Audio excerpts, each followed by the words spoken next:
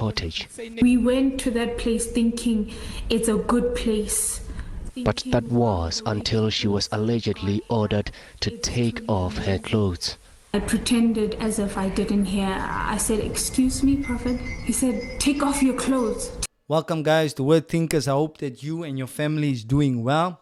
Now in this particular video, I'd just like to show you the prophet from Heaven International Fellowship that is being accused or allegedly raped somebody and also involved in money laundering things.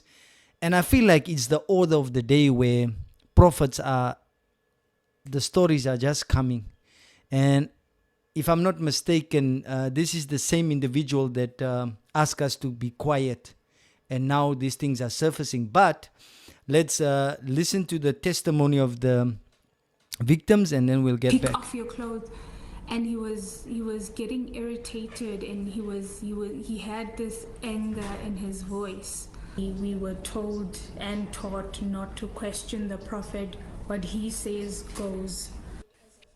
You know, there's something about these prophets where they inject fear in you in order to control you. You will see this everywhere. And if you are in this type of a situation, this is the time. This is the time. This is the mercy of God that wants you to escape from this type of things. There's a reason why these things are surfacing. There's a reason why we make these videos. It is so that you can make a decision to decide that am I really this gullible to sit in prophets' churches and hear this type of things happening and think to myself, there is no fire. And so, yeah, it's this time. It's this time.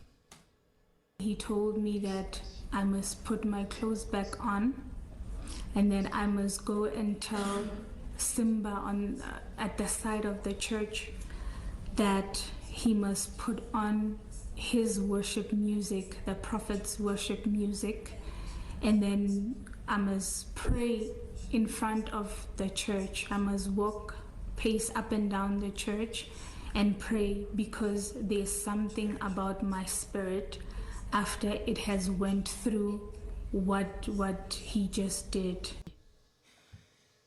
You see, guys, seriously, this was distressful.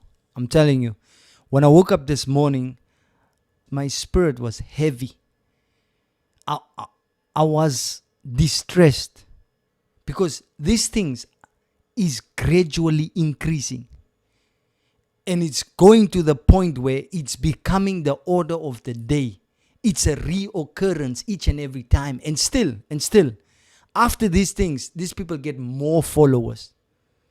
Like, how? And close the door of the bedroom. Immediately when I went, I met the prophet face to face. He was by the door of that bedroom of ours. And he was carrying an incense stick that was already burning. So he told me the rooms on which I'm supposed to pray in. While I'm praying, I'm also praying with my daughter, because my daughter was also walking around with me as I was praying. Meanwhile, while I was praying, I didn't know that my wife is being raped somewhere. 4 days later, during a fast, another alleged rape. So he called me to the office and said, "Joseph, my spirit has found joy in you. I want you to become a covenant son." Now, this is the characteristics. And if this is true, then this man is wicked. How do you do that to somebody's wife and ask you, which is the husband, to stand security? That is wickedness. And yet, there is people that would hear these things and still be in the camp. This is the time that you should cut yourself loose from these people. This is the time. This is the mercy of God warning you, saying, listen, cut yourself loose from this type of people. You know, I'm not saying my particular message is a message of mercy, but what I'm saying is these things the long suffering of the Lord to show you, to help you get out of these situations, and you still want to stay there. This is the problem. This is the time to cut yourself loose from these individuals. You see, the name prophet is becoming prophet. You know, like prophet, they want to benefit. And so this is not good. This is not good. These people are shaming. But for us, we know who they are. They are charlatans. We know them. We mark them. Like the Bible asks us to do. Mark them so that my people can avoid them. But yet we mark them and my people follow them. That is not what God intends for us. Deuteronomy 18, the Lord talks about we should cut them off. Cut them off. Loosen the ties. Unfollow, unsubscribe. Leave them and go to a church or to a place. And in this time where it's lockdown, you ought to serve God, you and your family. Get your house in order. This is the time you get your house in order for the second coming of the Lord Jesus Christ.